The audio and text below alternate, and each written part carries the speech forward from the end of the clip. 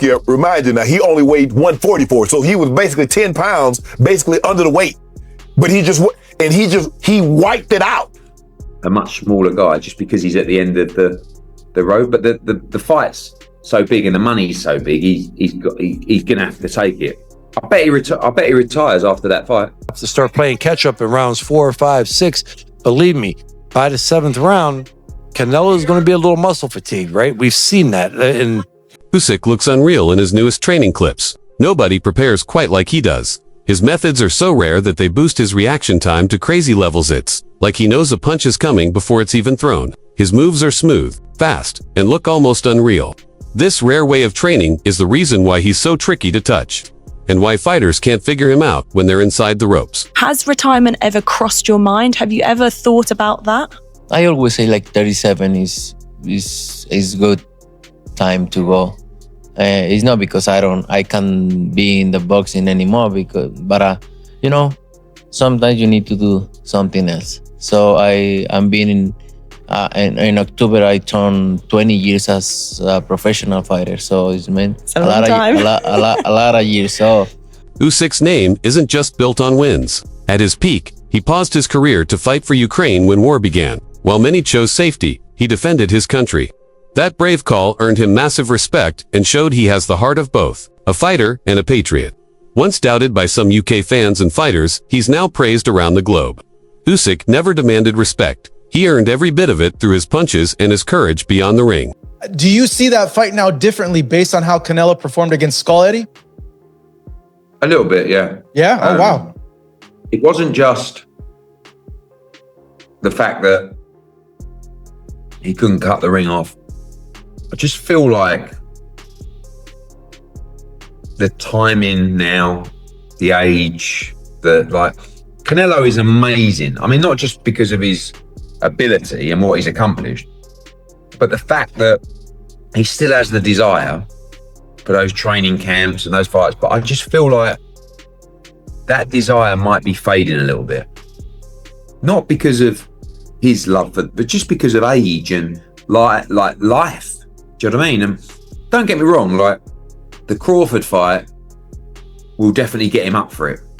But I was actually watching that fight thinking I wouldn't be surprised if he retired and actually didn't fight Crawford, because I don't think he'll want to lose to Crawford, a much smaller guy, just because he's at the end of the road. But the fight's so big and the money's so big, he's gonna have to take it.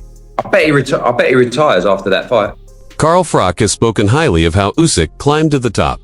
With every bout, he seems sharper, tougher, and wiser. Froch pointed out that Joseph Parker wouldn't pose much danger, especially after seeing Parker's previous defeats. Froch even said Usyk might want to retire soon, having already done it, all world titles in many weights, tough defenses, and legendary wins. Taking on Moses wouldn't add much. Froch's take matches what others are thinking. Usyk's job is done. Yeah. Now, the man said, now it's both good. Say, not going to beat me. He said, I'm telling you, I guarantee I'm going to beat you. So, you know what I'm saying? That's how Crawford is. That's how he feel. He believe in his heart. And you could tell it. You could look at him in his eyes. You know what I mean?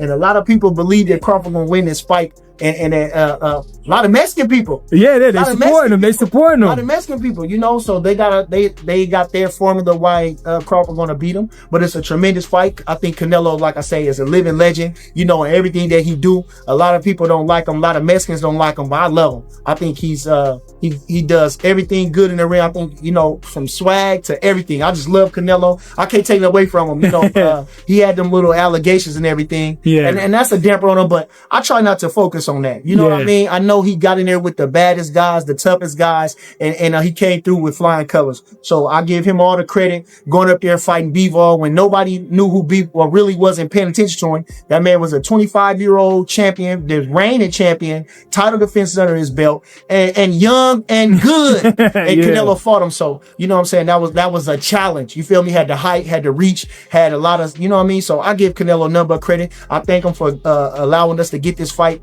And you see what Crawford said. I didn't get to Canelo got to fight these guys with the names. I didn't necessarily get to fight all the guys with the names when I wanted to, but I got him. Yes. That's the how it coming around full circle. And when God got it for you, nobody can be against you. And so I think he's the most deserving fighter of that outside of Benavidez.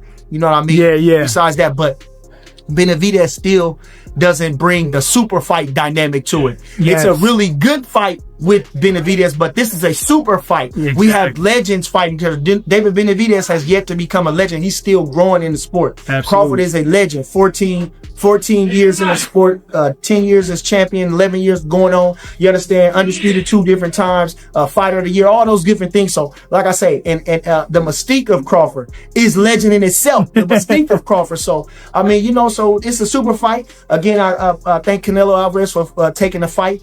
Joseph Parker's name pops up a lot as a future rival, but most don't see him as real competition. It feels like he's outmatched in skills in past battles. Oladipo had another idea. Why not bring Derek Chisora back for round 2? His reason? Entertainment. Chisora brings wild moments, loud energy, and chaos to every fight. But when it comes to serious threats, neither Parker nor Chisora seem likely to give Usyk any real challenge at this moment in time. Class, and he's a great fighter. I mean, that's it. Crawford is so talented. He's got so much ability in boxing, his boxing ability. And he's a bigger guy too. He's almost every bit as big as Canelo, right? So that's what makes it tough. Like, yeah, Canelo's used to fighting guys coming down from 200 probably, you know, at light heavyweight. And Crawford ain't. But it's just too hard to pick on that because of Crawford's ability and boxing skills.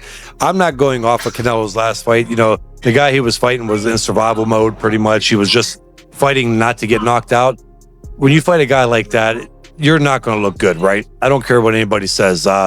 When you fight a guy that's running around trying to survive, it makes it hard. So I don't go off of that, but this fight is going to be interesting. I mean, I would almost have to kind of lean with Canelo, but I'm not making that pick. Just saying, guys, so nobody come at me. I'm going to sit back and enjoy this one. Not worrying about anybody, you know, saying, hi, you're wrong or talking. But it'll be a good one. When it comes to heavyweight skill, few names get brought up like Usyk. Shannon Briggs, a former champ, pointed out how rare it is to see someone as skilled and slick as him in the heavyweight division. Briggs didn't sound too confident anyone could beat Usyk anytime soon. He explained how Usyk's footwork and timing make him so slippery, he barely takes clean hits. To beat him, you need more than power, you need smarts, speed, and perfect timing.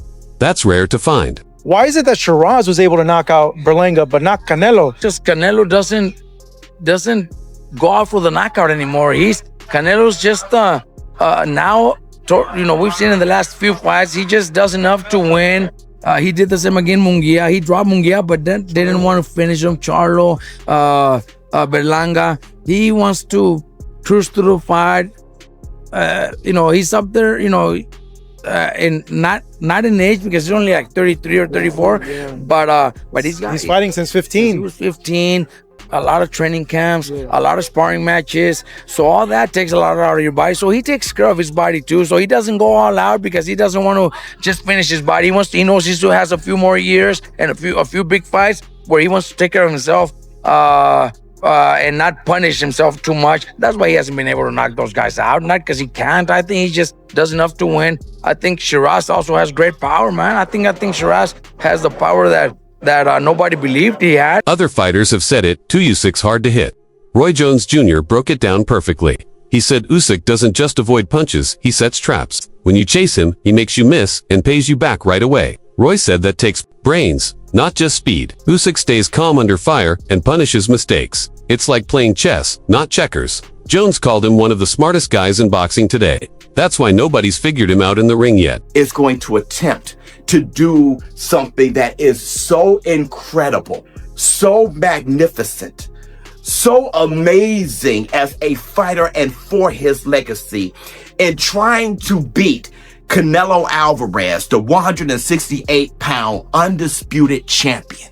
My fear is if he does that, if he accomplishes that, if he is able to succeed in accomplishing such a magnificent goal, people will immediately discredit Terence Bud Crawford and his victory, calling him a drug cheat. One reason Usyk stays so calm in big fights is because he's been under even more pressure outside of the ring. Living through a war and putting everything on the line for your country makes boxing feel different. He knows what real fear is. So when he steps into the ring, he's focused, but not scared. He's not just fighting for titles, he's representing something bigger. That mindset gives him strength that goes beyond boxing. It's heart, pride, and purpose all in one. You got a love for boxing. Yes, Who gonna win the fight, man? That's coming up. The biggest fight in boxing. Crawford. Huh? Crawford. I'm not hesitating. Crawford. I'm not even hesitating. Crawford. You gonna stand on that all the way to September 13th? I love Canelo.